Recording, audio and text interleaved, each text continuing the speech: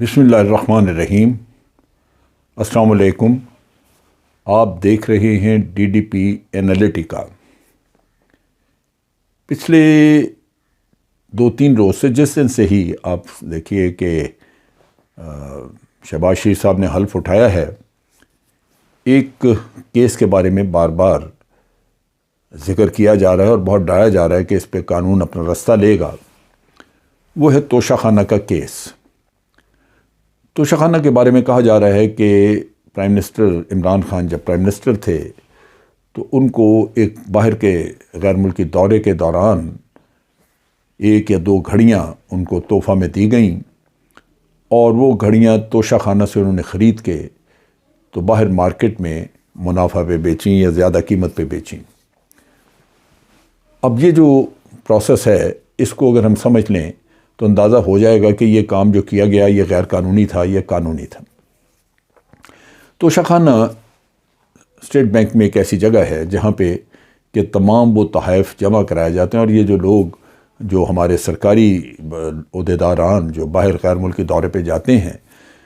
ان کو جو تحائف وہاں سے ملتے ہیں یہ پابند ہیں کہ وہ تحائف آ کے توشہ خانہ میں جمع کرا دیں، اور اگر یہ لینا چاہیں تو پھر اس کے لیے قوانین ہیں۔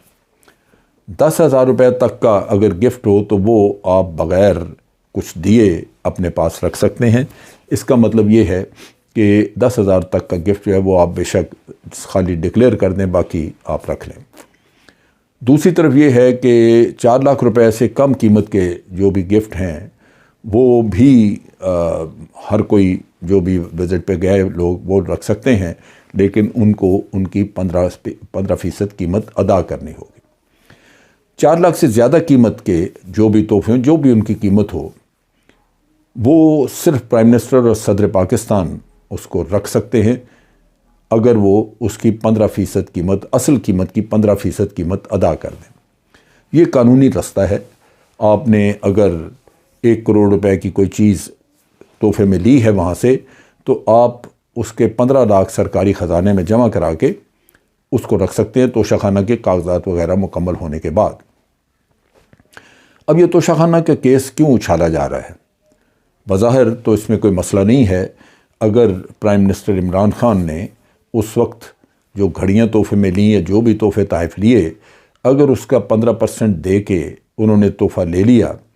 اور وہ تحفہ وہ اپنے گھر میں رکھ سکتے تھے، گھڑی ہے تو اپنے ہاتھ پہ باندھ سکتے تھے، چاہتے تو کسی کو تحفہ میں دے دیتے آگے، اور یہ بھی کر سکتے تھے کہ اس کو پیسے کی اگر ضرورت ہے تو بیچے تو پیسے لے لیے اس کے۔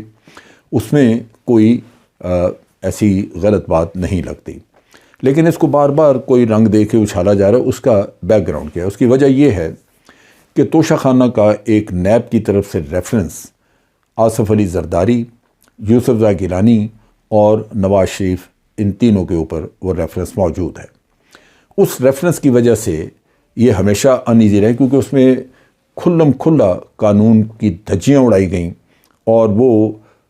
جسٹیفائی نہیں کیا جا سکتا، لیکن اس توشہ خانہ کے کہانی جو عمران خان کی ہے اس کو اچھال کے تو اس کی آڑ میں خود اپنا چہرہ چھپانے کی کوشش کی جا رہی ہے۔ آپ کو یاد ہوگا کہ پاکستان میں ایک بہت بڑے فلڈ آئے، اور ان فلڈ کے دنوں میں یوسف زئی گیلانی ہمارے پرائم منسٹر تھے، اور ترکی کے صدر طیب اردگان کی جو بیگم ہیں، انہوں نے جب دیکھے یہاں پہ سیلاب زدگان کے حالات تو ان کو بہت دکھ ہوا، رحم آیا، اور انہوں نے اپنے گلے سے انتہائی قیمتی ہار اتار کے تو وہ ڈونیٹ کیا، یعنی چندہ میں دے دیا کہ ان لوگوں کو اس کو بیچ کے اس کے پیسے لے کے تو ان لوگوں کی زندگیاں بہتر کرنے کے لیے استعمال کر لیے جائیں۔ لیکن وہ ہار جو تھا وہ وہیں یوسف زئی گیلانی صاحب نے غائب کر لیا، اور وہ اپنی ملکیت بنا لیا، یعنی جو غربا پہ پیسے لگنے تھے وہ گیلانی صاحب نے اپنی جیب میں ڈال لیے، ہار بیگم کو دے دیا ہوگا۔ لیکن بعد میں ایک وقت پہ یہ پتہ چلا کہ ترکی کے صدر کی بیگم نے یہ ہار دیا تھا، چنانچہ اس کے اوپر بڑا شور شرابہ مچا کہ جی وہ ہار گیا کدھر، تلاش اور لوگوں کی پکڑ دھکڑ شروع ہو گئی، تو ہار جناب یوسف زئی گیلانی صاحب سے برآمد ہوا اور ان سے وہ وصول پایا گیا، واپس لیا گیا۔ یہ ہار توشہ خانہ کی ملکیت نہیں تھی، لیکن آپ ذرا اندازہ کر لیجئے کہ ہماری لیڈرشپ کس حد تک امانت دار ہے اور کس حد تک خائن ہے۔ دوسری طرف نواز شریف اور زرداری صاحب کا کیس جو ہے وہ بھی اسی پیریڈ کا ہے جبکہ یوسف گیلانی صدر تھے، وزیر اعظم تھے۔ اس میں ہوا یہ کہ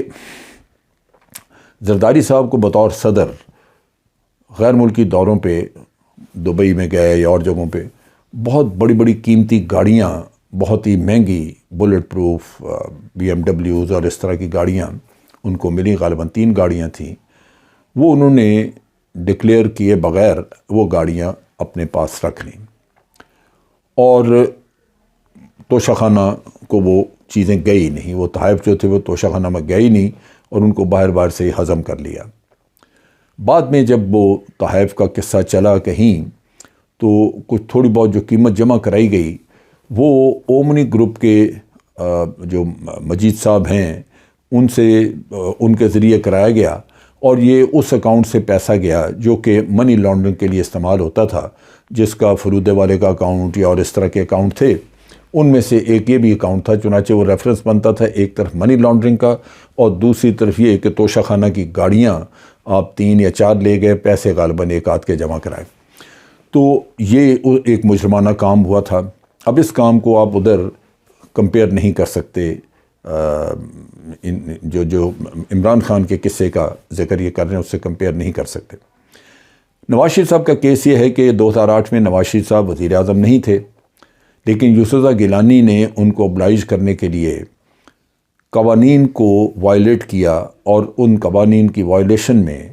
جو تحفہ صرف وزیر اعظم دے سکتے تھے، ایک بلٹ پروف گاڑی نواز شریف صاحب کو پیش کی۔ نواز شریف صاحب نے اس کے کچھ تھوڑے بہت رقم جمع کرائی ہوگی، لیکن وہ انٹائٹلڈ نہیں تھے، وزیر اعظم نہیں تھے، لہٰذا وہ لے نہیں سکتے تھے۔ تو اس وجہ سے وہ بھی ایک ریفرنس بن گیا۔ اب آپ دیکھ لیجئے کہ ایک طرف تو وہ کھلی چوری چکاری ہے اور دوسری طرف ایک کیس ہے جہاں پہ کہ ایک وزیر اعظم، سٹی وزیر اعظم اپنے حق کو استعمال کرتا ہے اور اس کے بعد وہ 6 مہینے رکھے یا سال وہ تحفہ رکھے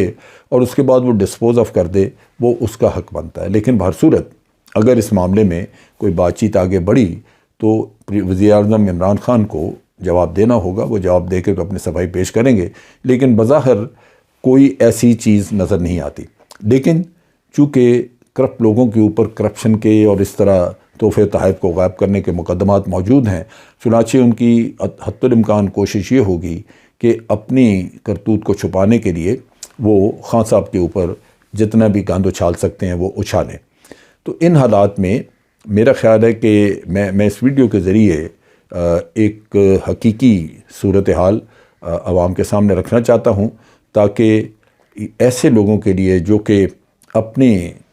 کالے کرتوت چھپانے کے لیے دوسروں پہ کیچڑ پھینکتے ہیں وہ اپنی ان کوششوں میں کامیاب نہ ہوں۔ آج کے لیے اتنا ہی۔ افواج پاکستان زندہ باد،